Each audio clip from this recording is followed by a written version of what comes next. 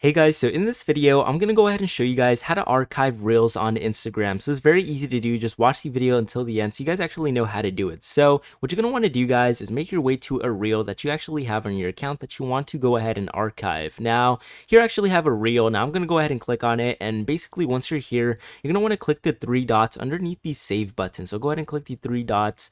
And from here, you're going to get some more settings. Go ahead and click on Manage. And then from here, make your way all the way down to where it says archive, and then it's going to ask you if you actually want to archive the reel, and it's going to give you a few things that you want to look at. Just go ahead and click archive, and then from here your reel will now be archived from your account. But if you want to go ahead and unarchive it, you will go back to the top right corner and then go ahead and click on archive here, and you're going to want to make your way towards post, and you can see here that your reel is actually on the post archive. So you can always just click the three dots and then actually pretty much show on your profile here. So you would show on your profile and you would unarchive it, and that's pretty much how you go ahead and archive and unarchive reels. So it's very easy to do, guys. But with that being said, hopefully you found this information helpful. If you haven't already, leave a like on the video, subscribe to the channel, and I'll go ahead and see you guys for some of my other videos.